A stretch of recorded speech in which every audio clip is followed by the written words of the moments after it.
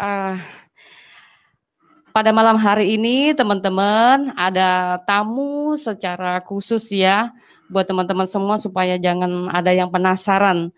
Bagaimana sih seseorang yang konon katanya bisa berbahasa Arab dan asli berbahasa Arab, tetapi justru memilih menjadi Kristen.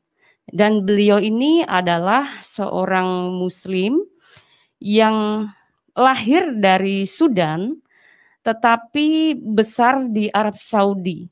Ya, berpendidikan dan studinya dari usia 4 tahun sampai 18 tahun itu studinya khusus untuk mempelajari Quran, ya. Jadi di sini tidak ada alasan bahwa ada murtadin yang odong-odong, tidak kenal bahasa Arab, tidak mengerti Al-Quran, itu tidak, ya. Justru Nona Aisyah ini adalah orang yang sangat kental dengan bahasa Arabnya, ya. Jadi kalau ada teman-teman yang mungkin mau bincang-bincang dengan beliau memakai bahasa Arab, saya nanti akan berikan link secara khusus untuk sesi tanya jawab atau komunikasi, ya. Boleh dari pihak Islam maupun dari teman-teman Kristen. Oke, kita sapa ya teman-teman ya. Tamu istimewa kita. Selamat malam, salam Aisyah. Good night, Aisyah. Shalom. Hello, hi. Halo. Apa kabar hari ini? How are you today? I'm fine, I'm good, thank you. Baik dia hari ini, terima kasih. Oke, terima kasih untuk kesediaan waktunya. Thank you for your time, making the time to come here. Iya. Sama-sama. Ya. Sama-sama. Jadi sudah sedikit bisa berbahasa Indonesia ya? So you can a little bit and just talking in English actually. Very little. Yeah. Mainly I use English. Sedikit, tapi lebih banyak berbahasa Inggris. Oke, tetapi di sini saya justru yang sangat sulit teman-teman ya untuk berbahasa Inggris. Makanya saya juga kedatangan tamu yang istimewa yaitu Mbak Christine. Ya. Iya, selamat malam Mbak Christine. Selamat malam. Ya, saya minta tolong ya karena saya mungkin biar rame juga ya. Ya. Kalau kita misalnya berdua doang juga nggak enak ya. Ya. Jadi biar bertiga. Okay. Nah, dan terlebih lagi saya juga kayaknya kurang untuk berbahasa Inggris. Jadi saya memakai Mbak Christine deh. Saya bantu. Nggak apa-apa kan? Saya keberatan? bantu sebisa saya. Oke, baik. Terima kasih dan kita mulai ya untuk kesaksian hari ini. Secara khusus kita berikan ruang untuk saudara Aisyah, kenapa dia yang adalah orang yang ahli bahasa Arab, yang hari-hari berkomunikasi dengan bahasa Arab, mempelajari Quran dari kecil, tetapi justru meninggalkan agama semulanya. Nah, kita cari tahu ya teman-teman ya, alasannya kenapa ya. Oke, kita tanya-tanya dulu ya tamu kita. Halo Aisyah. Halo Sister Aisyah. Hai. Ya, pemirsa dan juga kami di sini pengen tahu nih apa sih yang menjadi alasan Aisyah untuk keluar dari agama Islam dan meninggalkan bangsa itu sendiri. Apakah mungkin bangsa itu tidak menerima orang-orang yang mungkin murtad atau keluar dari Islam? People here and also who are they watching you right now, they want to know the reason why you left Islam and then why you left your country. What is the reason, the main reason? I mean, like, why you go from there? There's people in there, they cannot accept when someone left Islam and go for another religion. Okay, so I was raised in Saudi Arabia, so I studied Islam all my life, the Quran, Hadith, Fiqh, Tafsir, everything I studied in Saudi Arabia. After that, I went back to my country, Sudan. Oke, jadi dia dibesarkan di Saudi Arabia. Dia belajar tentang agama Islam, tentang Al-Quran, dari mulai hadits dan semuanya. Dan setelah itu dia kembali ke Sudan. Oh, gitu. Oke, baik. Kalau begitu, apakah selama ini Aisyah juga memperdalam Quran? So if we have to ask you, are you really go deeper to learn about Al-Quran? Yes. So beside my study, I studied since I was 4 until I was 18 in Saudi Arabia. So this is like 14 years. And after that, I spent it another 8 years when I was in Sudan studying more and more about Quran, about Okay. Islam, Hadith, Fiqh, Muhammad, and everything. And Okay. in 2008, I decided to leave Islam. Oke, jadi bisa dibilang sebenarnya di sepanjang kehidupan dari umur 4 tahun sampai umur 18 tahun itu dia memang sekolah khusus untuk belajar Al-Quran dan juga hadits dan apapun tentang Islam. Setelah itu dia kembali lagi ke Sudan, dia perdalam lebih lagi, dia belajar sendiri untuk tahu lebih dalam lagi tentang Islam. Oke, teman-teman sudah jelas ya, ketika Nona Aisyah dia memakai bahasa Inggris atau mungkin nanti dia memakai bahasa Arab. Nah, untuk teman-teman bisa paham, bisa sambil menyimak ya apa yang ditranslatekan oleh saudara Christine. Jadi biar mengerti ya, karena tidak semua bisa mengerti bahasa Inggris dan juga mengerti bahasa Arab. Tetapi untuk bahasa Arabnya hanya dikhususkan mungkin bagi yang bertanya saja ya, mungkin dari pihak Muslim. Contohnya misalkan Nandar yang biasa, Mas Nandar kan biasanya kan hobi bahasa Arab. Nah ini saatnya bolehlah Mas Nandar ya berkomunikasi dengan saudara kita yang memang hari-hari memakai bahasa Arab ya teman-teman ya. Oke, kita lanjutkan lagi untuk pertanyaannya. Begini Nona Aisyah, di Indonesia sendiri orang Islam terutama ya teman-teman Islam di Indonesia ini, mereka kebanyakan tidak mempunyai buku-buku hadis semacam itu. Mereka hanya mempunyai Al-Quran saja. Bahkan tafsirnya pun tidak semua memiliki begitu. Jadi yang memiliki hadis atau buku tafsir itu hanya orang-orang tertentu. Nah, bagaimana kehidupan Muslim sendiri yang di Arab sana? Apakah biasa semua mempunyai buku hadis atau tidak? Panjang banget ya. Oh panjang. Apa mungkin saya ulang lagi sedikit saja yang bisa. Okay. Yeah. Okay. So here we want to ask you a little question. Like here in Indonesia, most of the people they have only Al-Quran. They don't have like book like hadits or hadits dan apa? Hadis dan tafsir. Tafsir, ya, hadits and tafsir. In Indonesia only main people they have that. So, how about in people in Saudi Arabia or in Sudan, Muslim in there? Do they have a book like that, or they only have Al-Quran? So you need to go details about that because there are many things mentioned in Hadith and didn't mention in details in Quran. Okay. Like for jadi maksudnya sebenarnya kita harus melihat secara dalam karena banyak hal yang tidak tertulis di Al-Quran itu tertulis di hadits. My point is, do people in there all people like all people they have hadiths or yes. only actually even if you said that I don't follow hadith, I only follow Quran.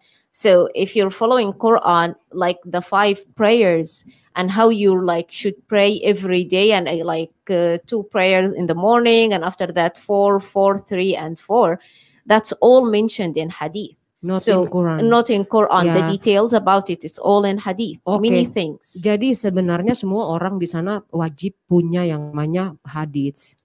Jadi tidak hanya orang-orang tertentu, tapi semua orang, karena sebenarnya kayak doa-doa pagi hari, doa-doa yang lain itu tidak tertulis di Al-Quran, itu adanya di hadits. Oke, baik. Berarti di sana tuh yang dimiliki oleh teman-teman Muslim yang di sana, hadisnya itu khusus untuk yang sahihnya atau doifnya juga. So we can say like people there they only have a book sahih about sahih. Or also goib. Doif. Yeah, doif. Yeah. All people who have that one or no, not only so sahih and da'if. This is the description of the hadith that's mentioned in Al-Bukhari books and Muslim books and Ibn Majah, Ibn Qatada books. So it mentioned like which hadith is sahih, it means it's good and we can take it, or it's da'if, it means it's not good, so we don't follow it. And there is like many explanation. There is something called al-matn, and there is other thing called as-sanad, and there is something called hadith ahad. So there are many things, and I studied all of it. Do people they have two book of them, or only one, or one? It's actually one book, but it's containing all ahadith. Even like some ahadith, they say this hadith is mentioned, but actually we cannot take that hadith because that hadith is daif. So, and they say like one of the people who rawa, right, means told the hadith, maybe like people knows about him that he's a liar or something like that. So they mention at the end of that hadith is daif because of that. Oke, jadi maksudnya ya orang-orang memang punya dua buku itu untuk membuat perbandingan. Untuk membuat perbandingan apakah buku yang satu bisa lebih dipercaya daripada buku-buku yang lain gitu. Oke. Kalau di sini ya, biasanya kalau mengenai tentang hadis, buku hadis, walaupun tertulis itu sahih, tetapi kalau tidak sesuai dengan apa yang mereka yakini, itu mereka menganggap itu buatan orang kafir. Seperti itu. So in Indonesian, even that things it's written in the hadits and people say that is tidak sesuai dengan sahih. Sahih itu sesuatu hadis yang bagus, disahkan. Good, okay. Iya, yang diakui. Hadits, okay. So even that is hadits that people have to understand and accept it. But in Indonesia, if that things is not match with what they understand, and then they cannot accept it. Actually, they should accept it. Sebenarnya mereka harus terima kalau memang itu tertulis. Kalau orang yang benar-benar Muslim harus terima itu, walaupun keadaannya mungkin tidak sesuai dengan kenyataan yang terlihat, tapi kalau itu tertulis harusnya itu dipercaya. Oke, teman-teman, dari awal perbincangan kita cukup jelas ya. Yang pertama saya tadi memberitahukan kepada teman-teman semua bahwa saudari Aisyah ini dia lahir dari Sudan ya, tetapi besar di Arab Saudi. Dari usia 4 tahun sampai ke 18 tahun itu belajar tentang Quran ya. Lalu kedua, kita memberikan penjelasan dan bertanya-tanya langsung kepada saudara Aisyah bahwa orang-orang di sana itu mereka wajib memiliki buku-buku hadis ya. Jadi yang namanya beragama Islam, kan kitab yang diakui itu kan adalah Quran, hadis maupun tafsirnya kan. Nah, sementara kalau di Indonesia ini, kenapa yang memegang hadis-hadis ini hanya orang-orang tertentu saja, misalkan ulama-ulama maupun ustadznya saja. Jemaatnya itu bisa dikatakan hampir-hampir tidak mempunyai. Nah, inilah yang jadi pertanyaan dan PR buat teman-teman semua ya yang di rumah. Mungkin selama ini kalian merasa, buat apa saya harus tahu tentang hadis? Ya harus tahu dong, ya kan? Itu kan mengenai tentang kitab Anda, ya kan? Sementara hadis membutuhkan tafsir, dan tafsir juga Quran juga membutuhkan hadis. Nah, di sini juga teman-teman harus sadar kalau apa yang kalian imani sebenarnya selama ini belum sedalam yang diimani saudari kita Aisyah, karena Aisyah sendiri sudah biasa mempelajari hadis maupun tafsir.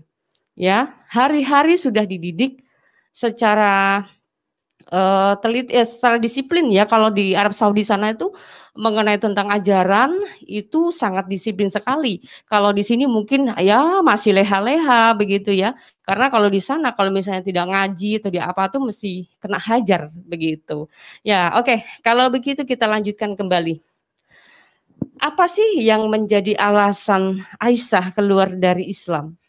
Okay, so we will continue to ask you the question. We want to know, like, what is the main reason for you that you left Islam? Actually, there are many reasons. Sebenarnya ada banyak alasan. Mungkin banyak bisa alasan. diberitahukan alasannya apa Ya, begitu? dia mau jelasin tentang alasan. You will continue and then explain about what the main reason for you to why you left Muslim. Okay, so I started to go deep and started to study the hadith. Yang pertama dia mencoba untuk mendalami Al-Quran dan hadits itu sendiri. Yes, and after that I found it many hadith is not just going with the humanity. Jadi dia melihat banyak hadits itu yang tidak sesuai dengan kemanusiaan. Oh begitu. Lah, Really? ini Yes. kalau ini yang doif atau yang sahih? This is the doif one or the sahih The one? sahih one. Ya, The yang sahih. sahih. Nah, teman-teman bagaimana nih? Orang Arab sendiri ya mengatakan saudara Aisyah ini kenapa dia keluar dari Islamnya? Ternyata yang dia pelajari selama ini mengenai tentang hadis itu sangat tidak sesuai dengan nurani, teman-teman, ya. Jadi ada yang disebutkan hadis sahih itu isinya juga tidak sesuai dengan nurani, Pak. Beneran dengan nurani manusia itu sebenarnya tidak sesuai. Makanya banyak orang kalau mempelajari hadis, ya, mempelajari Quran, mempelajari hadis, tafsir, pasti justru akan lebih keluar dari Islamnya. Nah, contohnya saudari Aisyah ini mempunyai alasan yang sangat kuat dan perlu teman-teman ketahui ya. Jadi saudara Aisyah ini sebenarnya adalah dokter gigi, ya, mempunyai bukan sembarang orang ya. Beliau ini sangat terpelajar sekali, yang adalah dia seorang dokter gigi dengan demi Kristus ya. Beliau rela meninggalkan kesenangannya, bahkan meninggalkan pekerjaannya ya, pekerjaan yang tidak semua orang bisa dimiliki oleh wanita-wanita di Arab Saudi. Begitu ya. Jadi teman-teman jangan menganggap bahwa Aisyah ini hanya wanita-wanita biasa, tidak. Tetapi Aisyah adalah seorang dokter gigi ya. Beliau juga memperdalam Al-Qur'an, memperdalam Islamnya ya. Tetapi beliau keluar karena melihat ada sesuatu yang sangat bertentangan dengan nuraninya. So she just explained to people that you are actually first you are a dentist, and then because you become a Christian, you will follow Jesus, you left everything behind you, and then you come to this country. Yeah, she just explained all the things. You're not only a woman, but you are actually the smart one. You are the smart one. You are a dentist. You have you have many good things in you, but you left everything behind you, and you because you follow Jesus and you come here. Oh ya, di situ di live chatnya ada yang bertanya, maksudnya bertentangan dengan nurani itu bagaimana? Katanya begitu. Bisakah sedikit menceritakan mungkin hadis yang dikatakan sahih yang mungkin bertentangan itu mengenai apa? Okay, so people just ask you, they say, because you say that you found so many things in hadith, there is no match with humanity. You can explain about that one, like what example about that one? One example is taking women slaves. Jadi salah satu contohnya itu adalah bahwa sah untuk menjadikan perempuan itu seperti budak. Wow, jadi ternyata derajat wanita dengan laki-laki itu di dalam Islam beda ya. So they have a different level about women and men in Al-Quran. There is hadith. In hadith there is in all even the judgment and the punishment if you are a free woman or if you are a slave woman. Ya, semua berbeda antara wanita dan laki-laki itu sangat Tetapi jauh kenapa berbeda. ya di Indonesia ini ada banyak muslimah yang mereka seorang tuh fanatik banget, bangga kalau misalnya di poligami, bangga pokoknya jadi Islam gitu. Padahal mereka sendiri sebenarnya mungkin belum paham berarti ya. Ya, mungkin bisa jadi seperti itu. Oke, baik. Mungkin ada teman-teman yang mungkin penasaran, apakah benar saudari Aisyah ini benar-benar dari Islam? Mungkin kita buktikan dengan membaca Al-Quran kali ya, atau mungkin membaca juz amma bisa? Juz amma. Mau tahu dulu dia punya جزء عامة في sedikit القرآن. nanti baru lanjut lagi. Okay. So maybe you can show people that you are real Muslim Islam, and then you can you read Hafal. can you you know what one of the version from the Al-Quran that you can Yes. say directly? Yeah. So Yeah. because I was Muslim, so I memorized a lot of Quran. Iya, dia karena dia memang benar-benar Islam ya, dia tahu banyak tentang Bisa Al-Quran. ini ya, You bisa you just dicoba. try Say to something? say Okay. one of version of an Al-Quran, and then you say like directly like what you Yeah. read. Yeah. Okay. So I'm gonna read Surat Yasin. Dia akan membacakan surat Wow, Yasin. Yasin. Ya, oke. Yes. Bismillahirrahmanirrahim.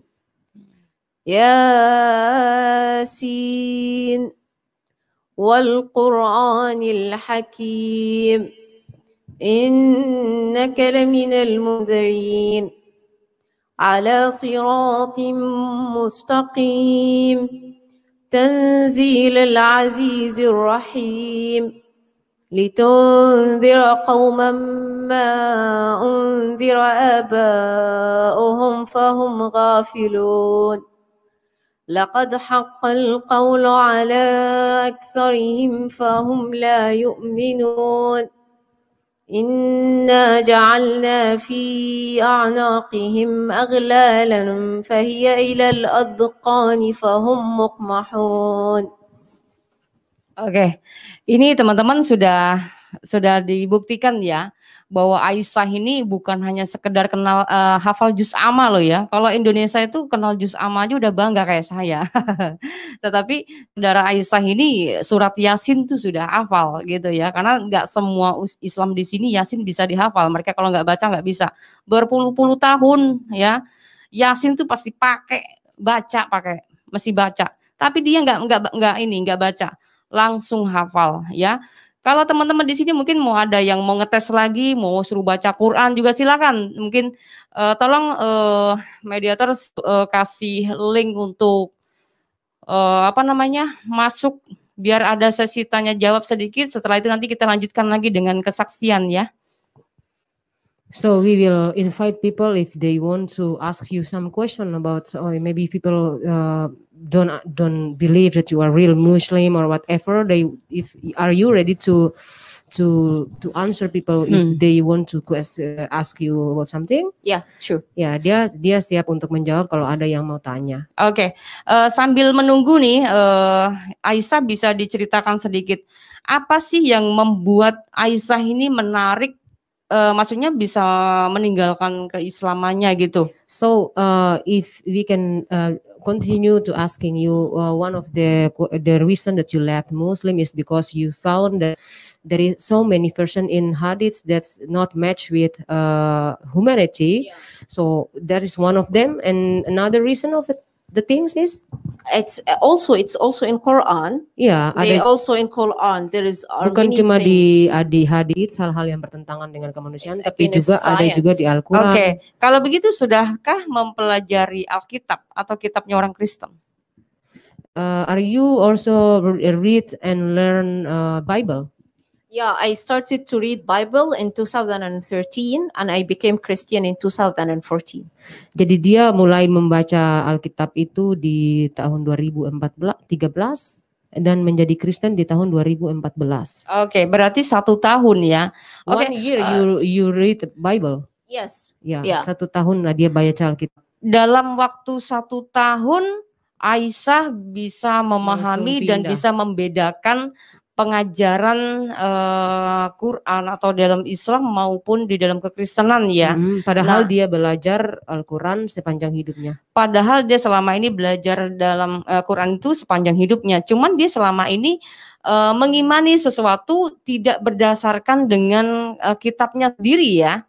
Tetapi ini perbincangan kita saja. Ya katanya dia mengimani sesuatu tuh hanya dari syekhnya atau ulamanya atau ustadznya begitu ya? Ya, so one of the reason you say before that because in there if ulama or sheikh say something, you have to agree with one, even you have question in your heart. You cannot ask about anything, because if you ask something and they will say that you are not a real Muslim. Jadi ada satu hal juga di dalam ada satu hal juga di dalam keislaman yang membuat Aisyah itu nggak setuju adalah bahwa di dalam Islam imannya syekh atau apa yang dipercaya sama syekh, ulama atau ustadz itu harus dipercaya juga sama setiap orang pengikutnya. Mereka tidak boleh bertanya. Kalau ada pertanyaan, mereka akan dibilang bahwa sebenarnya mereka bukan orang Islam yang benar-benar Islam kalau mereka bertanya. Oh, jadi sama aja ya berarti ya. Walaupun di sana mungkin udah biasa pakai bahasa Arab, mengerti, tetapi pokoknya harus mempercaya apa kata ustadznya, apa kata ulamanya, apa kata syekhnya, begitu ya. Mereka tidak boleh misalnya ada sesuatu yang mengganjal dalam pemikiran mereka, pemahaman mereka. Kalau bertanya itu tidak boleh, begitu ya. Wah, ini sangat bahaya sekali ya teman-teman ya. Nah, sekarang bayangkan teman-teman mungkin yang pemirsa ya di rumah ya. Beliau ini kan fasih ya, membaca Quran juga fasih karena baru 2 tahun ya dia murtad. Jadi begini teman-teman, saya perjelaskan lagi ya. Di tahun 2013 beliau ini mempelajari Alkitab atau Bible ya. Dalam waktu 1 tahun beliau mengambil keputusan, akhirnya ini loh yang benar, begitu ya. Pada akhirnya di tahun 2014 beliau sudah bertobat menerima Yesus sebagai Tuhan dan Juru Selamat, cuman belum dibaptis. Dan tahun 2018 barulah menemukan gereja dan dibaptis. Seperti itu ya teman-teman ya. Oke. Because she already listened to your story before, so she just explained to people that you are already accept Jesus in 2014. You become Christian in 2014, but actually there is no one people that because I was living in Arabic country, it's forbidden. Jadi dia karena dia tinggal di Arab, jadi dia juga itu adalah sesuatu yang terlarang kalau dibaptis. Oh gitu. Begitu ya. Jadi bagaimana kehidupan orang di sana? Misalnya orang Kristen di sana bagaimana? So how about life from Christian people in there? So it's according to the country they're living at. So in Saudi Arabia they don't have freedom, they don't have church there. Jadi kalau di Arab itu di dalam peraturan pemerintah mereka tidak diterima secara punya hak yang sama dengan orang Muslim. Mereka nggak punya gereja, mereka nggak punya kebebasan yang sama dengan orang Muslim. Oh begitu. Jadi kalau misalnya ada yang masuk Kristen gitu, bagaimana dari pihak pemerintahan di sana itu melindungi atau justru menghukum? So from the government, they will protect you as a Christian, or they cannot, or they don't. No, actually, if the government discovered that I was Muslim and I became Christian, they will be the one who put me in jail. Oh, jadi and everyone will try to kill me. Sebenarnya kalau sesuai dengan peraturan di sana, kalau ada seorang Muslim yang kemudian meninggalkan Islam dan kemudian menjadi Kristen, itu mereka akan dipenjara dan ada banyak orang yang akan membunuh mereka. Waduh, ngeri ya. Nah, ini lagi ya nih teman-teman ya. Jadi di dalam Alkitab itu mengatakan barang siapa yang mengikut aku, ya dia akan mengalami penganiayaan seperti aku, kata Yesus, begitu ya. Oke.